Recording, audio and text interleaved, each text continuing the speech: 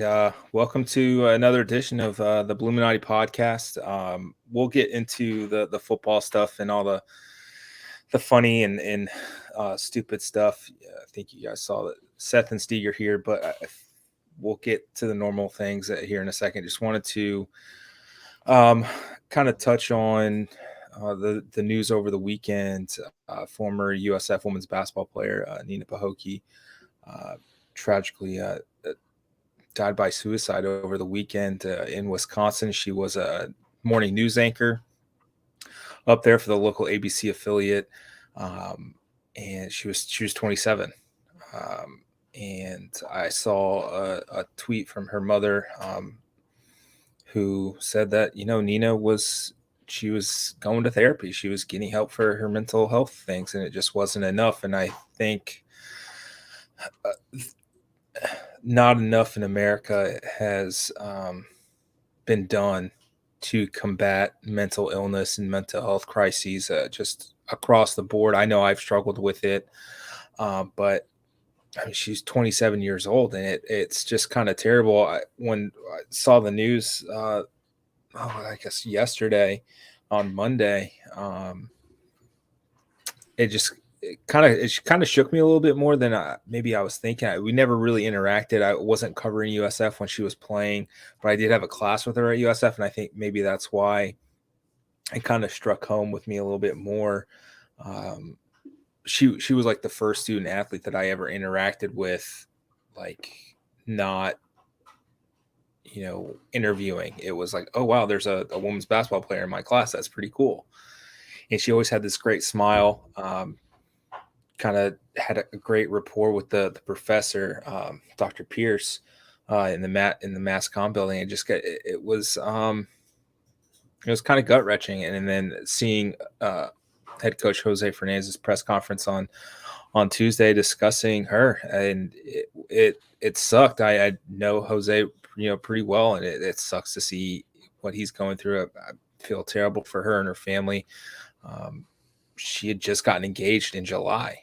So you think things are going well, and it's, kind of a facade. And I just kind of want to implore everybody listening and watching to check on your friends, check on your family. When they say, yeah, everything's fine, actually, ask them about themselves. Are you really fine? Or are you just saying that? And I think I'm guilty of it.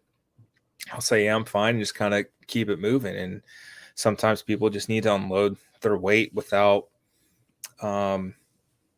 judgment or anything like that. And I want to implore everybody, if I can reach one person, that you are loved. It can get better. That's not you will be greatly missed. Don't be rash with anything like that. It can be only temporary. If you do have those thoughts, 988 is the National Suicide Prevention Hotline. Please reach out, talk to someone, talk to anyone, reach out to us. I mean, we're not, by all means, we are not professionals, but we will listen and we will hear you. And if this helps literally one person, that's fine with me. But I wanted to at least start tonight's show kind of with that. And she had a lot of traumatic events that happened. Her high school boyfriend died of brain cancer at a young age. Her mother's battling cancer. She's had a lot of stuff kind of go wrong, and I think it just kind of piled up. And I feel so terrible for her. And her sister's an assistant basketball coach at Southern Miss, Caitlin. It just, she said it best. I think she spoke to Joey Knight at the Tampa Bay Times that, I think she put on the facade and helped anybody that she could, probably at the detriment of herself. And just reach out to anybody. I promise you have people who love you and care about you and want the best for you. Just reach out to them and reach out to your friends. Just truly care. There's enough crap going on that you don't need. You can talk to someone, and even if it's just to say, hey, this has been really bothering me. I've been struggling. It's fine. It's okay. It's literally, and it's so cliche, but it's literally okay to not be okay. I think that's the stigma, especially with athletes, because they have to be so tough and so on all the time. It's there's a definite stigma behind the mental illness, and it's been very prevalent over the last few years in sports, with athletes being depressed and taking their own lives. And I just hope that her family finds peace. There's a GoFundMe that started. I think it has a little over $13,000. We'll post it on Twitter, and we'll post it in the story in bed, just to kind of help offset the funeral costs and everything for her family. So make sure to look out for that. And yeah, I just kind of wanted to get that out of the way, and then let's kind of just maybe not as hard of a pivot as maybe the press conference on Tuesday for women's basketball, but let's kind of get into game week. I'll bring in Seth and Steeg.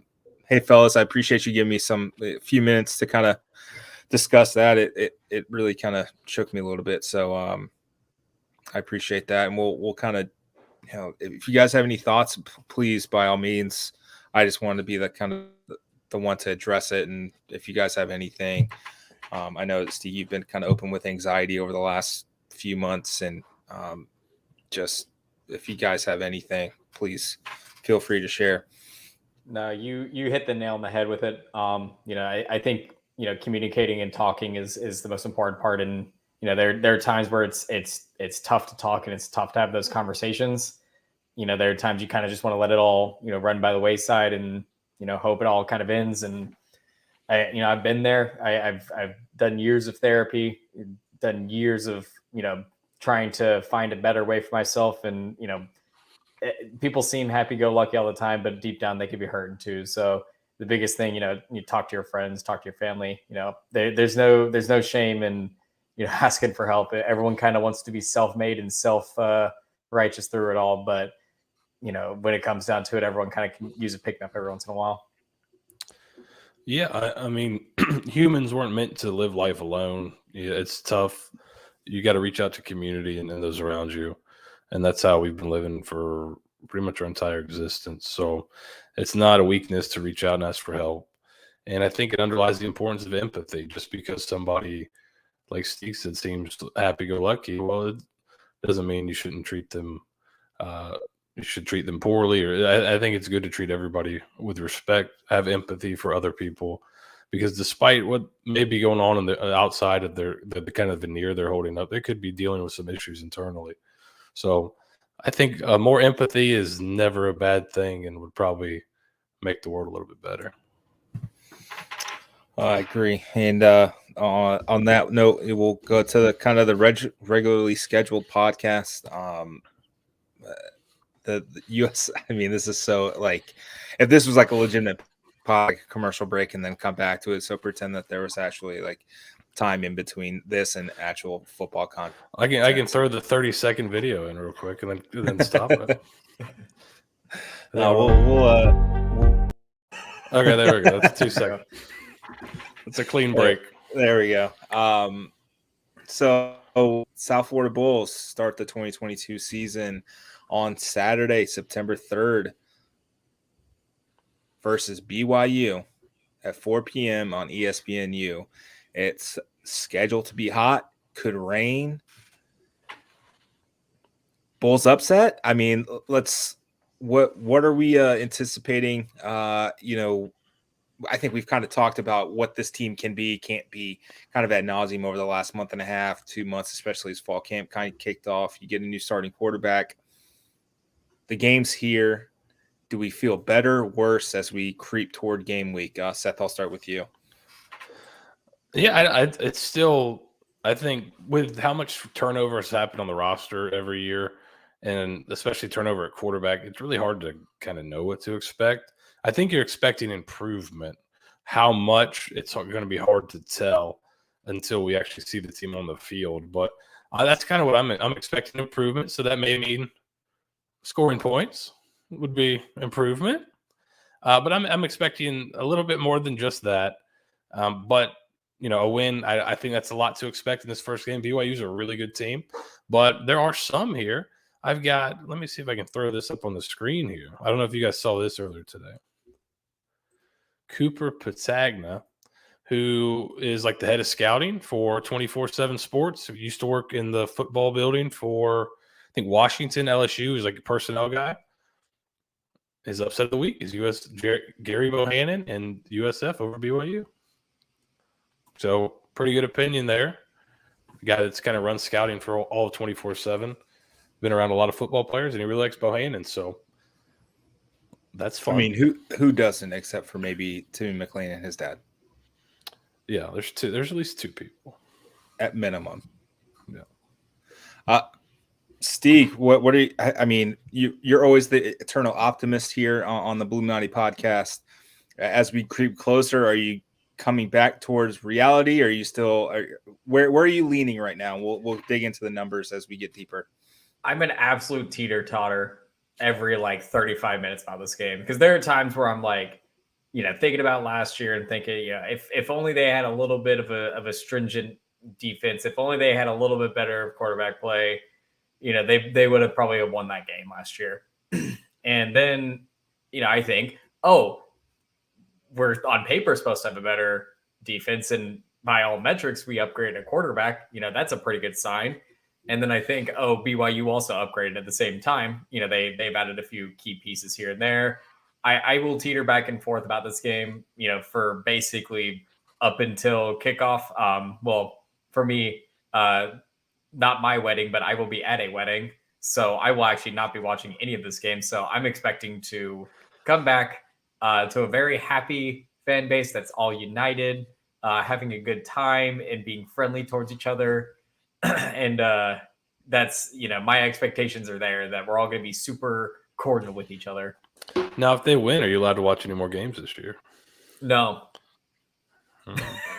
I'll cancel the credential. I'll just sit at the parking lot outside and hear the sounds, but not watch. We can ceremonially set the credential on fire out in the parking lot.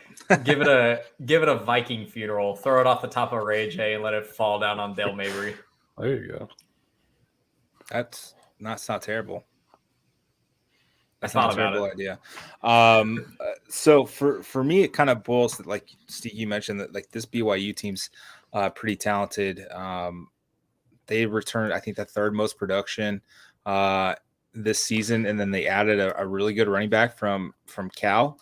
Their offensive line's got a first round draft pick at left tackle. Jeff Scott mentioned he's 6'7", 340 pounds, and they're all road graders up front. And it's man, it's gonna be tough sledding. And I think the USF defensive line is going to be exposed if there's actual improvement, or is this just a blip on the radar? But that game's going to be won or lost in the trenches. I mean, of all the cliches that are cliche, it's literally that. The game's won at the line of scrimmage. But truly, if USF can stop the run, or at least contain it, I think they have a better shot. It's going to be interesting to see if BYU has their top two wide receivers in Gunnar Romney and oh my gosh, I had written it down. Puka Nakua. Gosh, man, I am so bad at names. If they're going to be available, head coach Kalani Sitake said on Tuesday to reporters on Monday, that they'll know more Wednesday about their status. He said no one's lost for the season, but it's still kind of up in the air. I mean, we'll see if that's a major loss if both of them are out, because they lit USF up last year. They combined for 9 catches, 221 yards, I believe, and a touchdown. I think Gunnar Romney had 3 40-yard catches in that game. It felt like he lit them up. And that's really how USF dug themselves into that massive hole in 2021. They gave up the big plays early in the first quarter, went down 21-0 and had to claw their way back. They did a decent job, and you lose by one score, but you dug yourself too much of a hole with a freshman quarterback on the road for the first time. It's tough. It's tough sledding after that. Yeah, and that BYU team last year, and we'll see when we look at. Do you want me to go ahead and throw up Parker's the stats here? Their offense was really good all of last year, and that's with Jaron Hall being hurt, some guys being hurt, but they were really good kind of all over. Defensively, they were not great, and we saw that in the USF game. USF was able to go down and score on them and make it a one-score game there at the end. But this is the matchup. A lot of this is obviously based on last year. Some of it's based on the rosters this year. But, I think it's the USF side's kind of – you can kind of take it or leave it a little bit because I think the defense is obviously going to look totally different. The offense is going to look totally different with a new quarterback. And then BYU's returning a bunch of guys on defense. So you're thinking they probably get a little bit better defensively, but the offense is where they return almost everybody. So you'd imagine they're going to be pretty good on offense regardless of what USF looks like on offense or defense. So the BYU offense comes in. I think they're going to be pretty good. And you'll know early this year what you have in the defense. If your defense plays pretty well in this game, I think you feel really confident going into your conference slate that, hey, this defense is going to be good enough to win some games in conference. Definitely agree with that. I mean, BYU was a 10-11 win team last season. I think they only lost twice, right? To Baylor and their bowl game, I think. Yeah, I believe they went undefeated in the Pac-12 last year. They won like 4 or 5 games in the Pac-12. Yeah, right. They were, I think, the unofficial Pac-12 champion. And really, they just plug and place a different running back in it, like all the skill position. Like, I think Jaron Hall's due for a big season if he can stay healthy. I think that's his actual full name. It's his birth name. It's Jaron Hall if he can stay healthy. That's really what it boils down to. I mean, his first start for BYU was versus USF in 2019. He left with a concussion after replacing the Mormon Menzel and Zach Wilson. So if he can stay healthy, he missed last year's game due to injury, but the other Romney still lit them up. So who knows? But I think he can pop off if USF can contain the running game, keep Jaron Hall at least semi uncomfortable without offensive line. I think he'll be all right. And Jaron Hall will be a part of that running game too. He's an athletic guy that they'll use in the running game, and they used him quite a bit in their game against Utah last year, where they beat Utah at home. So he's going to be a guy he's a multifaceted player. You got to watch him not only throwing, but he can run too. Right. Steve, what are you looking for? Outside of maybe the offensive defensive line, is there something that maybe the secondary key to maybe USF either keeping it close, maybe not winning because I think BYU is very talented, but at least keeping it close and competitive and getting the USF, in the step in the right direction as we kind of hit the ground running. Phenomenal segue. The secondary thing to look at here is going to be the secondary. I think a quite overlooked injury right now, at least going into this game, is BYU. I think is their starting safety, Chaz Ayu, is out for the entire season, and he's pretty good. He was probably one of their leading defenders last year, at least in that secondary. So not is having that guy still in college, right? Yeah, somehow, some way, he's still there. So not having him, playing in that game is kind of key. At least from glossing it over, they have a pretty experienced secondary, but they're throwing a young guy at nickel. I think his name's Jacob Robinson, if I remember correctly. So you got a pretty all right secondary. It struggled at times last year, and from what I've been kind of reading along the workouts and everything, was the secondary is going to be kind of the key of BYU season this year if they can play well. They'll probably be in games because the defensive line, while they're very pungent, not too terribly impressive on paper. They have solid linebacking core, but that secondary is going to be what's going to either keep BYU steadily keeping USF at bay, or it'll allow USF to creep back in because these are all essentially brand new pieces that the secondary has to face this year. New quarterback, very experienced quarterback that has experience with that secondary, and then some new wide receivers to play with as well. So on BYU's side of things, if they're able to contain Gary and, not let up the deep ball, that might be the difference maker. And then on the other side, USF needs desperately to have a revamped secondary. At times they played extremely well and forced turnovers. And then on other times, they're looking lost and looking at each other, wondering why there's blown coverage. So you got to hope that, Bob Shoop is able to recognize, they have a really good offensive line. You're going to have to get to the quarterback and make Jaron Hall uncomfortable. You cannot leave our, DBs hung out to dry for 4 to 5 seconds like they had last year. Well, this is where those two injuries at receiver become really important, because if I'm Bob Shoop and those guys are out, all right, let's just play a lot of man coverage and load up the box and see if our 1 and 2 corner cover their 3 and 4 receiver. You'd hope they could, and play man and load up the box and try to stop the run. And that'll help a little bit on those play action shots too, where you don't have to worry so much about, a safety jumping up to fit the run, and then you get a guy behind his head because he's supposed to be the deep half player or deep third or middle third player. Right. Now, if you're playing man coverage, okay, well, he can come up and fit the run, and you're still playing man on those receivers out there. So that will be, those injuries could really change maybe how USF wants to play them, because it would be, I think, advantageous to play a little bit more man coverage if you feel good with your defensive backs there, because you're facing a kind of second string receiver group. And from what I've seen from what I've heard and read about USF's defense, at least as far as the spring and this fall camp goes, is they're being creative. Well, you can only be as creative as 11 players on defense is, but they've been getting some creative blitzing in there. And I think one key thing that I've noted when looking at the stats from like scrimmages and everything was non-defensive line players have been getting some sacks in spring. And these are touch sacks. These are, take them for what you will, but that's a little bit more reassuring to me when I see like Amaris Brown was able to get a sack as a corner, barring, we don't know if it was against ones or twos or whoever, but at least they're sending different looks besides sending 3, occasionally sending a Dwayne Boyles on the outside or something like that. I think Shoop's aggressive style of defense might catch BYU off guard a little bit, at least at first.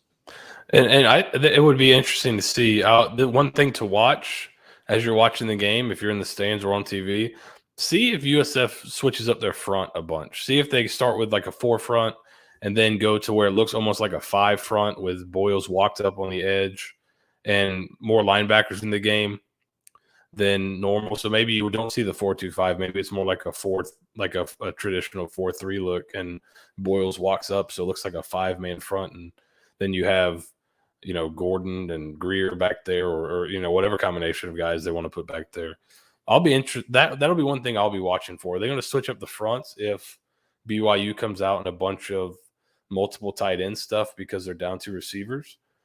If they do that, then you may see USF where everyone's thinking, all right, it's a 4-2-5 nickel looking team. You may see them come out more like a 4-3 look and get into some interesting odd front stuff and try to mess up the zone game a little bit that way. So that'll be kind of what I'm watching for defensively. And then on the other side of the ball, I think you want to see, how do they spread the ball around this year? Is it what are the differences between last year's offense and this year's besides just the quarterback? Are they going to are they going to manufacture touches for people? It seems like that's what they want to do. So how are they going to get Weaver touches? How are they going to get Jimmy Horn touches? How are they going to get the running backs touches in space? How are they going to do that? That'll be kind of what I'm looking for schematically on both sides of the ball. And I think it should be really interesting to watch them operate with the new coordinators. Yeah, absolutely. And I wrote a Hot Take Tuesday today. I think it's a pretty good segue into this as a whole kind of holistic kind of approach to what the offense could look like. USF is one of 6 FBS teams to never have had a receiver have over 1,000 yards in a single season.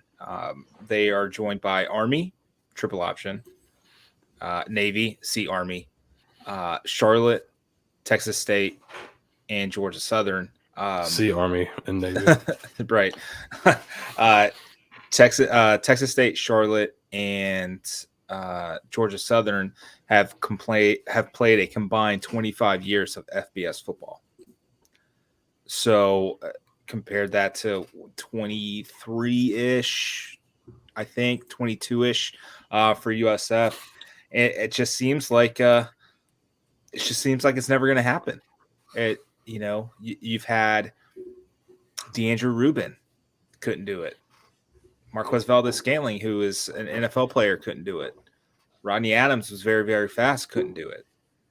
Tyree McCants, Alex Mudd, none of them could do it. So I don't see it ever happening again. I don't think it's ever going to happen at USF. Of the 6 teams that haven't had it, they're third. So Marquez Valdez-Scantling's 879 yards in 2017 is third among the 6 for highest yards in a season. They've got I think Army has like a one for like 937 or something like that. Even Ruben Gonzalez didn't do it. Deontay Welsh didn't do it. Lindsey Lamar, who we'll see next week, didn't do it. So who on this, where's the 1,000-yard receiver at? I think Jimmy Horn probably has the best shot at doing it, but it's still not going to happen. I think there's too many options. I don't know if they'll feed their guys. We've talked about, Seth, you've talked about it. Trickett likes to feed his guys, and they'll get numbers. Will they reach 1,000 yards? That's really up for debate, especially with Gary saying my personal goals are like throw it for 2,000 yards, rush for 1,000. So I don't see it happening. No, and I think this is the most guys / dudes Trickett has ever had. So it's going to be tougher to spread the ball, to just focus the ball on one guy because he's got a bunch of them. So right. I would not imagine this is, if they have 1,000-yard receiver, they're probably going to a bowl game, because I would imagine going to a natty. Oh, it's like crazy. We're throwing a parade at that point. I mean, just like I think it was just like last season or 2020. Like in theory, if they run the table, you beat BYU, you beat Louisville, you beat Florida, and then the schedule pretty good. The schedule sets up, yeah. Why not? I mean, if you run the table, why not be the next Cincinnati? I mean, it's not going to happen, but they do. Cincinnati's got a good claim this year. They got Arkansas on the road. If they win that one, that'd be a good one. But USF would be BYU at home, then Florida on the road, and Louisville on the road, which I think Louisville will probably be a top 25 team. Florida could end up being one by the end of the year, maybe. So, and BYU probably will be. So, look at us. And you beat Cincinnati on the road. Already talking ourselves Central into Florida. it. The path is there. The game needs to get here real quick. There's a path. There's a path. That's what's going to be aggregated by the guys in Oviedo right there. Yes. They're going to win. They're going to win the national championship this year and get an invite into the ACC at halftime while they're up 35-0. Unprofessional podcast claims USF will go undefeated. That's right. Jeez Louise. So to answer your question, Jossie, no, I do not want to see prevent in the first quarter. I'll never, if I never see prevent defense again, it'll be too soon. That's just the bane of, I think, every college football fan and football fan in general's just life. This is an anti-prevent pod. Oh, anti-prevent always. Do what got you there. That's why I got 3 kids. Oh man, yeah, you're just you attack the day, you seize the moment. I get it. Going from the family-friendly show last night, we've switched. I've been pretty on my best behavior over here, Seth, and you're the one that's getting that. I think that's innocent. I think that's innocent. To quote Mr. 941 himself, Willie Taggart, you attack the day with an enthusiasm unknown to mankind. That's correct. You get it. Oh God! So let's talk about the line. I think we had it up. I think it was on that one. Was it on the Stat of War one? He had it at 12.5. It's been kind of all over the place. Yeah, we've seen it I'll as pull up low as DraftKings now. 11 and a half, up to 12-ish. We had a flat 12 yesterday. What's interesting is that the uncertainty of the wide receivers really hasn't affected the line much. But also, like, how many people are actually betting on USF BYU? And if you are, seek help. Yeah. Colin, take the over. All right. BYU minus 12 right now, minus 110 to both sides. The over-under is 58, minus 115 to the over, minus 105 to the under. USF on the money line is plus 330. BYU is not more talented than Florida. No, absolutely not. What's funny about BYU is they're similar somewhat to like a military academy team or one of the academies, and that their talent numbers are always pretty low. Like just in terms of pure talent, like roster high school recruiting rating talent, USF's higher than BYU.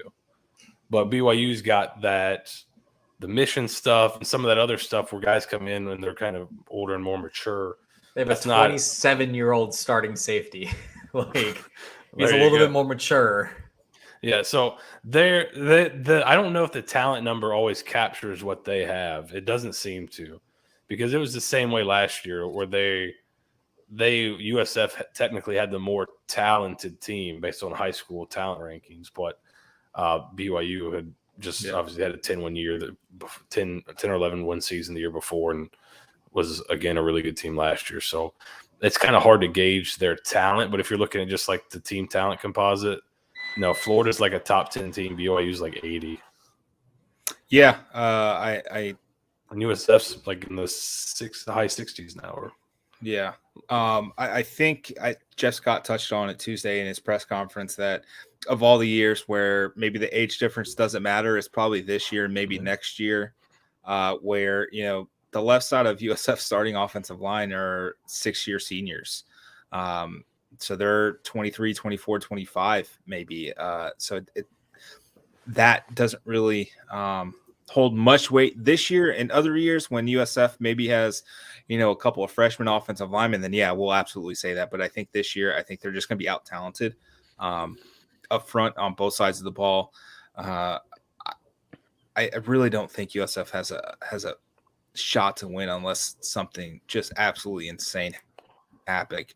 Jaron Hall cramps up and just the running back goes to shambles. The left tackle is like, you know what? I can't stand the heat. It's a little too hot. I'm not going to go. They're a reason why a lot of people think they'll end the season ranked in the top 15. This is a very, very talented roster. You're going to have to, we preached it last year when USF was horrible. You're going to have to play a perfect game against a really good team to beat them. And there has been no indication throughout the history of USF football during the Jeff Scott era that they are capable of doing that. So until they do so, I've got questions. Yeah, that makes it's a tough on its face. You feel like 12 is a ton of points that USF's going to cover 12, but you're almost at this point kind of like, all right, I want to see it happen first before I go out on that limb against a team that I think is quality. So yeah, it's going to be a tough game, but there's ways to see improvement without winning the game. And obviously you want to win, you play to win games. It's not just to go out and have fun, but you'll be able to tell a lot about this team, I think, from how they play. If they can keep it tight and they can keep it a game into the fourth quarter, I think you got to feel really good about this team the rest of the year, because this BYU team is going to be better than most of the teams they play in conference. So if you can hang with BYU and stuff, if you somehow beat them, you have to feel like you can beat almost everybody you play in the rest of the year. So that's a nice measuring stick in game one. Yeah, and to reiterate it, because I know it's probably going to get beaten to death at this point from now until after the game, but the season's not made if you beat by BYU, but the season's not over if you lose to BYU either. There's 12 games to be played. There's a lot that can happen between week 1 and week 12. So, there's no reason to, unless it's an absolute shellacking, to the tune of kind of how the last 3 FBS openers have been. I don't think that you need to abandon ship if they lose, 35-21 or something like that. There's no wherewithal to worry about it, especially because you are playing a very tough schedule this year. In hindsight is always 2020 on these things. When these games got scheduled, when USF was probably pretty, up and good, this BYU home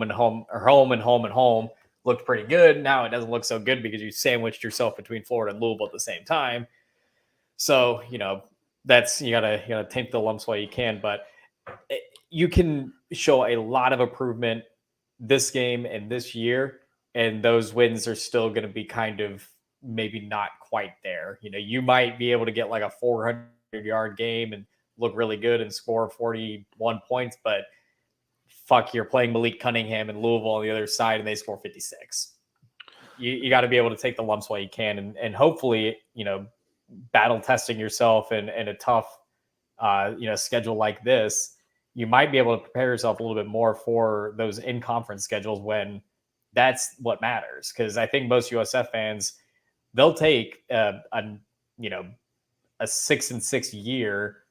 You start off the year 1-3, but you rattle off 5 wins in conference against the teams that we have. If you close the year 5-2, hey, phenomenal year off top. Yeah, and I don't anticipate this being a Wisconsin or North Carolina State, because I think both those teams had much better defenses than BYU does. As you saw the numbers from Parker, they were not great on defense last year. Wisconsin was really good on defense that year for the most part, almost pretty elite. Have one of the best defensive coordinators in the country, and North Carolina State had some players on defense last year as well, and they had a pretty good defense. So, yeah, and then that Jonathan Taylor guy ended up being pretty good, huh? So it was all right. Yeah. So that was a pretty man had never caught a receiving touchdown in his life, Seth, and he had 2 in that game. I don't. He's also like the #1 NFL fantasy player, so he's probably pretty good. And literally just think. So 29. Quick. I remember walking on the field and seeing their offensive line and going, "Oh my Lord!" Yeah, that was. Yeah, it was bad. It was so. Oh my God, it was so bad. Seth, was that your first game? Yeah. Oh man, thrown into the fire there, huh? It was cool. I mean, besides the result, you get a national televised night game with a big school coming in. That was pretty cool. Today's actually the anniversary of that game. Then the toe hit the leather, and then it wasn't as cool after that. Is it really? I think so. On my phone, actually no, it was probably yesterday, because I got like on this day 3 years ago, and I have a picture of I think it was Antonio Greer getting stiff armed into the ground by Jonathan Taylor. Oh. Yeah, that makes sense. Join the club on that one. Right. Oh no, it was today. It was today 3 years ago. Hey, that's pretty good. How about that? So quick tangent about that 2019 game. And I think I discussed it. I've probably talked about it before, but I'll bring it up again for any new listeners. So that 2019 game versus Wisconsin was supposed to be played in Ireland as part of that the Ireland series.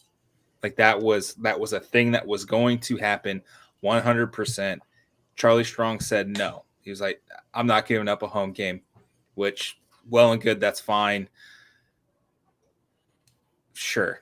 So I'm at AAC Conference Media Days. It's the last year that they hold it in Rhode Island.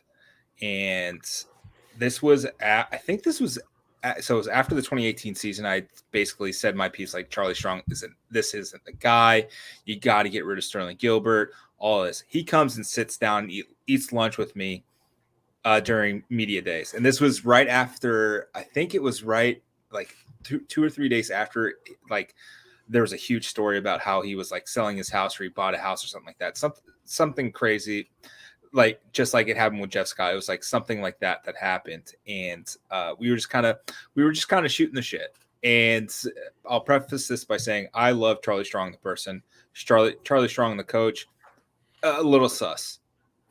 So we're just kind of talking, eating lunch, and he's like, I bring it up to him like, yeah, I heard, the Wisconsin game was supposed to be in Ireland. What, kind of what happened with that? And he was telling me like, yeah, I didn't want to send the kids over there. The food's terrible. They're going to eat like crap. They're not going to be prepared. The time changed, everything. It just like going on and on this list of things of why he didn't want the game to be in Ireland. It flash forward to, a month and a half later, getting smacked 49-0. I wish that game never happened in this country. Is long story short, the too long didn't read version of that was I wish the game had never happened in America. Yeah, well, that would have been a long. It would have been tougher. It would have been a lot tougher for you to cover that one. He could have been tarmac. Like if that happens in Ireland, he could have been left at the border. You should hey man, you should go check out the Guinness factory and then just hightail it to the airport without him. Get him out of there. God, that would have been an fucking experience for USF. Like just in itself, like. Yes, the game against Wisconsin was, for lack of a better term, embarrassing. Probably closer there, right? I would probably imagine it almost would be worse. In fact, I was just thinking USF is probably worse prepared to play in those conditions than Wisconsin would be. Here's my thing. I think it's tougher on both teams, so it may have been. left 2 players at an airport in Houston. How many players do you think they leave internationally? Blake Barnett probably doesn't come back. There's no way every single person gets on the flight to Ireland that's supposed to and then gets back. There's just no way that happens. Listen, I think it would have been worth the whole trip just for the content of Kerwin in Ireland. That would have been great. I think every single member of the podcast. KB in Ireland, that would have been great. Oh yeah. They'd still be selling the videos. So I wanted to ask you guys about this. I was watching one of the USF hype videos that they sent out, game week, whatnot. I think it was Daniel DePrado who's hyping up his guys, and he goes, coach talking to his guys, getting them hyped up. He said, "You are faster than any team you're going to play this year." Fact or fiction? Are we? I don't. They're pretty speedy this year. I think their GPS might be a little bit running a little bit hot. But if those numbers are correct, they might be. They got guys running 23s. When was the last time that was calibrated? That's how you get out of speeding tickets. They've got like 5 guys. They've got like 5 or 6 dudes running 22s. A guy running 23. If we didn't have Florida on the schedule this year, I'd probably say so, because I'm thinking in conference. I don't think there's anyone that's going to be like even UCF. I don't think you look at the Florida team. Yeah, you look at the Florida teams, and Louisville's probably got some speed. Yeah, if we're going to look purely in conference, it's true. Probably, I think UCF is probably your closest second. I know Devon Wilson is a pretty speedy corner for them, but I think if you chose like top 5 at USF and then top 5, from each team on the schedule. Eric, fuck off.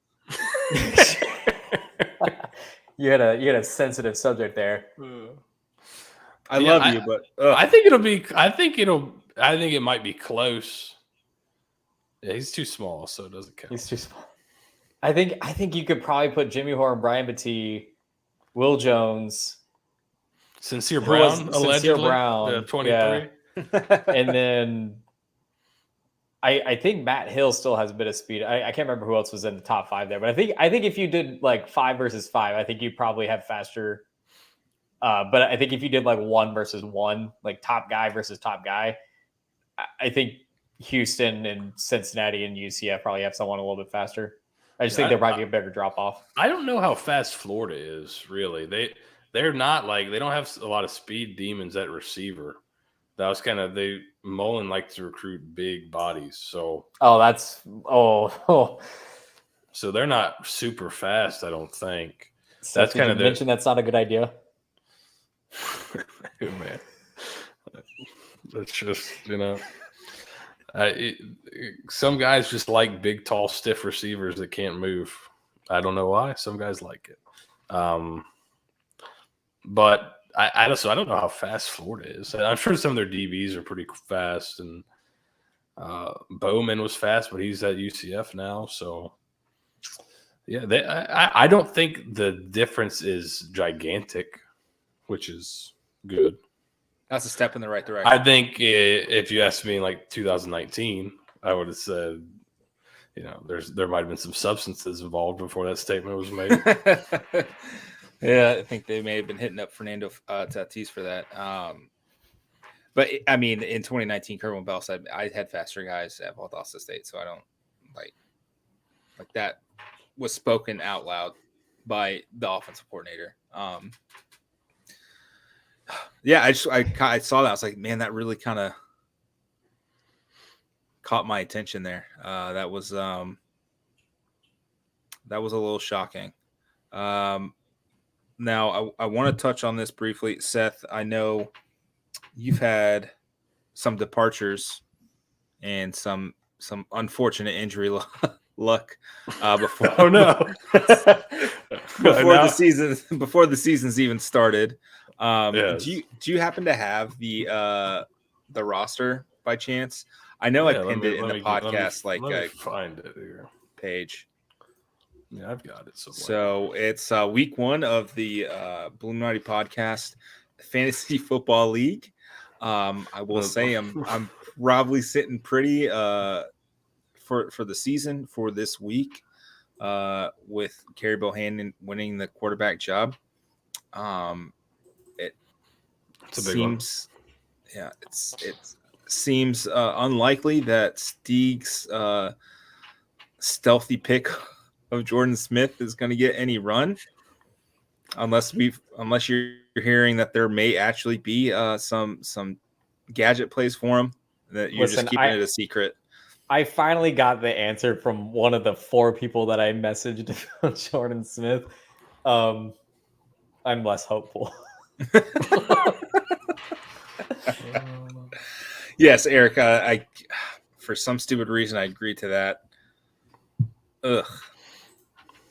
QB points don't count if they lose. That was stupid. That was a dumbass.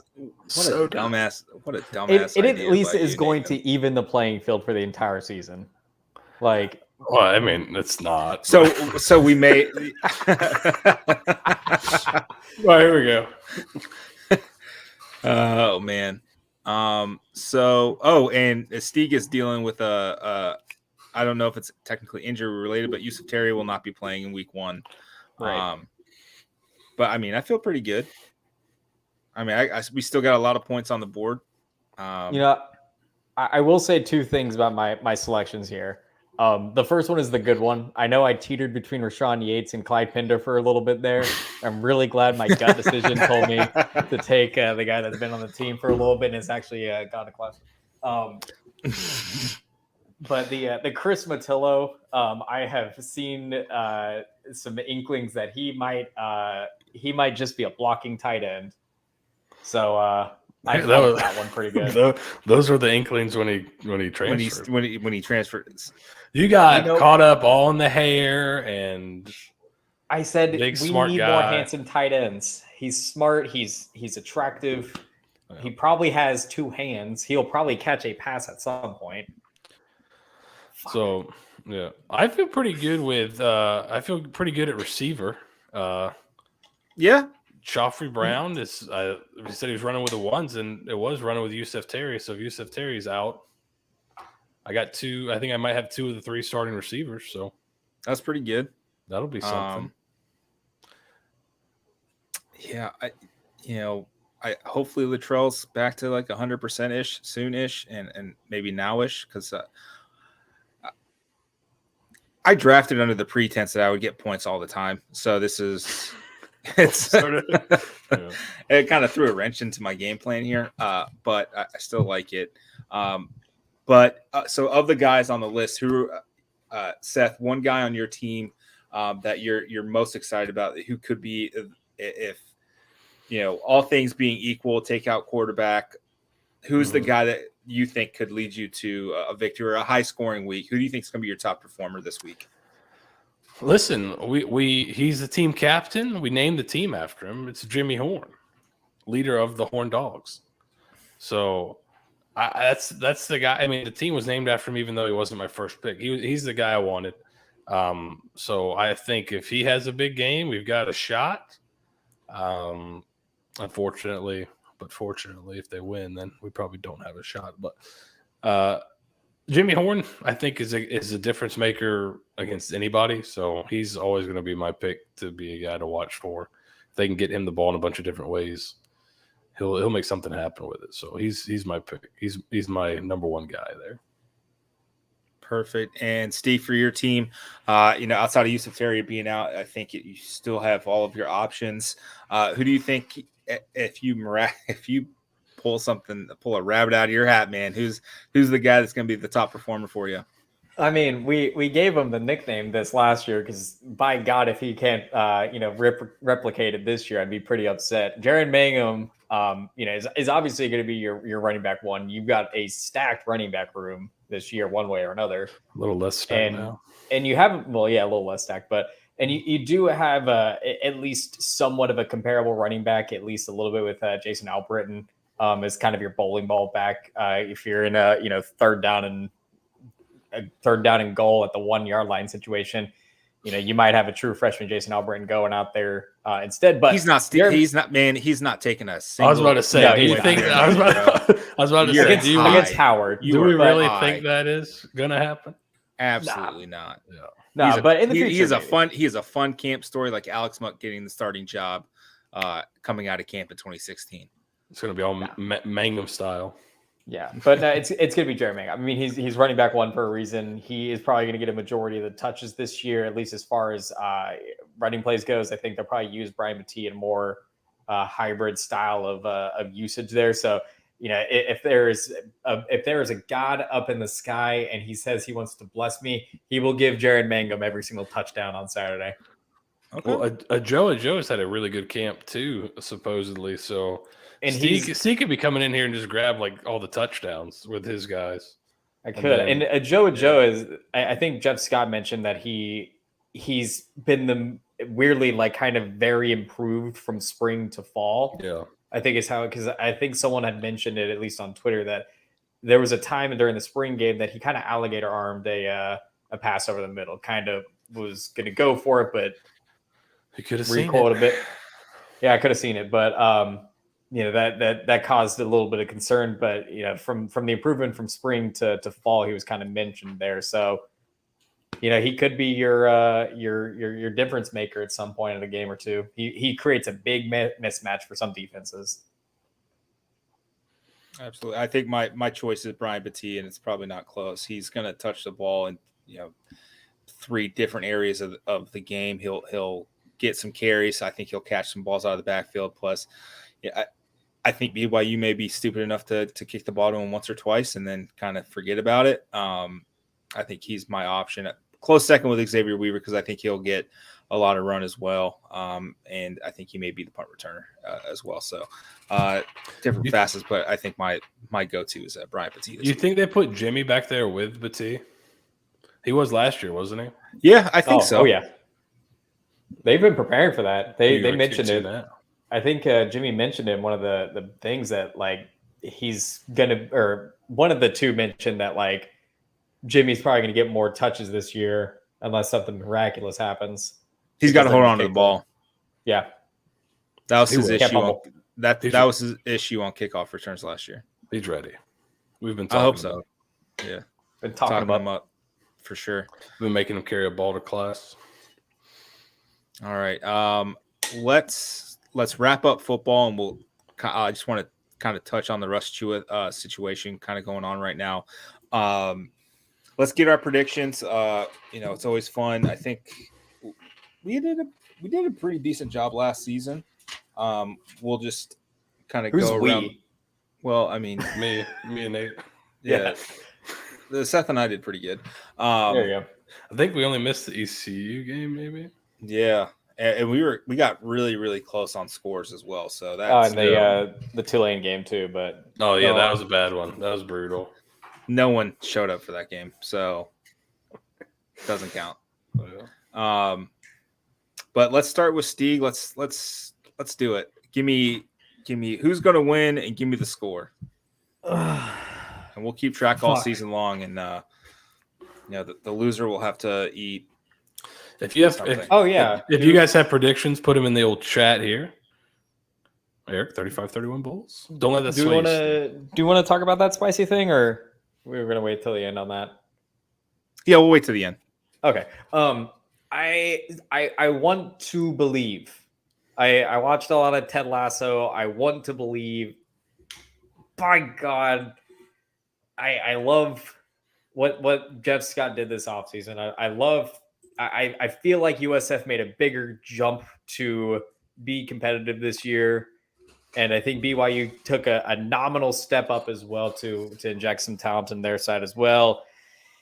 And I really want to believe, and they have given us no reason to believe in any FBS opener, last year and looking at everything else that happened over the last couple of years, everything points to BYU handed victory here.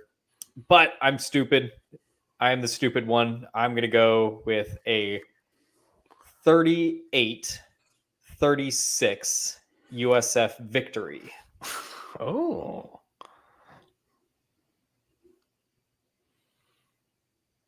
Interesting. Seth, what you got? Yeah, I think I'm going to get close to Steeg in terms of the first number.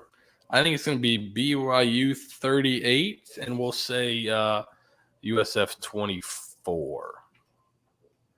That's where I'm leaning right now. I just think that offensive line and that run game is going to be difficult to stop. I think the USF offense will be improved, but BYU might build up a pretty good lead and sit on the. So Seth thinks BYU wins outright and covers. I got to be consistent. Take the money. Look at you. And 38 looks good, man. Hector. I am going to do 45-27 BYU.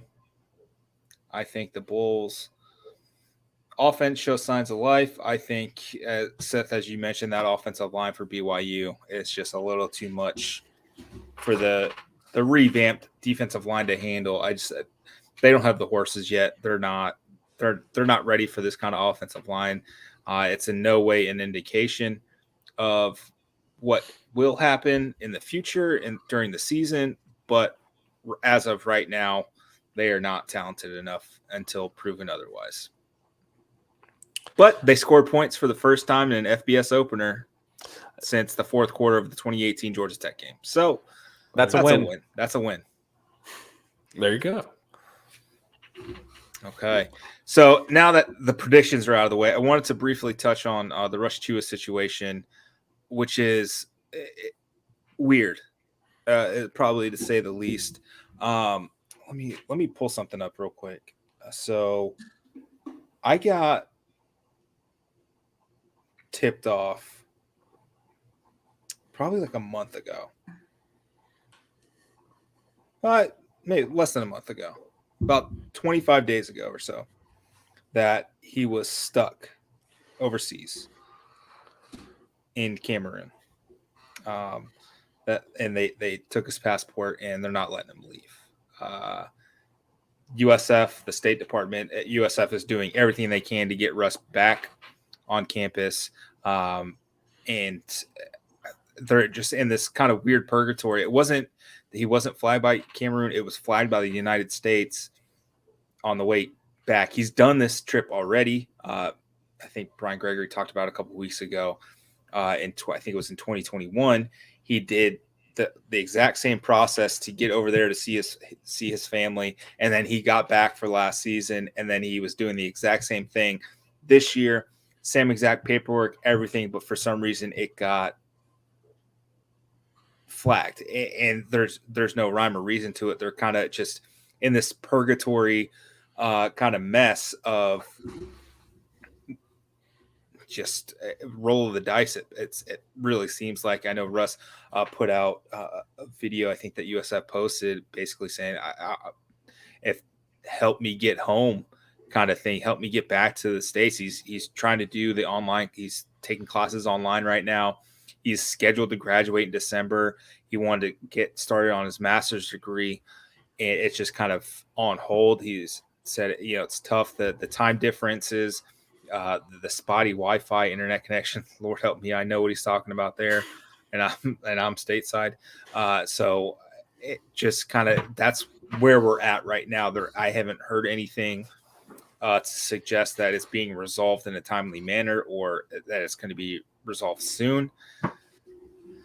But that's where we're at. USF starting center is stuck in Cameroon as fall classes have started. And there you have it. At what points does it become almost untenable? Not untenable, I guess, but where it becomes kind of a moot point in terms of playing this year. Like, how far into the semester can? Well, since he's taking class, since he's taking online. He's taking it online, okay. So he's still kind of doing it. Okay. But it's just being here is helpful. The food, the nutrition, the coaching, the everything is just kind of on hold. He's now kind of on his own to make sure he's staying in shape. And he's a big dude. He's 7'1", 7'2". I mean, you can pack on the pounds pretty quick when you're that big, just not being in a structured environment that you are playing basketball. So it's tough.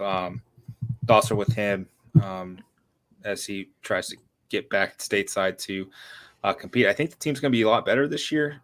They're not going to be great, but I think they'll be a lot. I mean, you can't be as bad as you were last year, I guess. Just make threes. Brian, a guy to do that. Don't challenge. Pretty good guy. Yeah. I dare you. But that's it for this edition of the Bulluminati Podcast. We'll be sure to post the GoFundMe for Nina Pokey's family as they kind of go through the funeral process. We've shared it on Twitter already from the Daily Stampede account at Stampede SBM. Our thoughts are with her family. She had sent out wedding invitations, just a whole thing. It's okay to not be okay, and please talk to someone if you're feeling depressed or having suicidal thoughts. Please call the 988 number, talk to someone, get help. You are not alone in this. I promise you that. For Steeg, Seth, I'm Nathan signing off. Go Bulls. Go Bulls.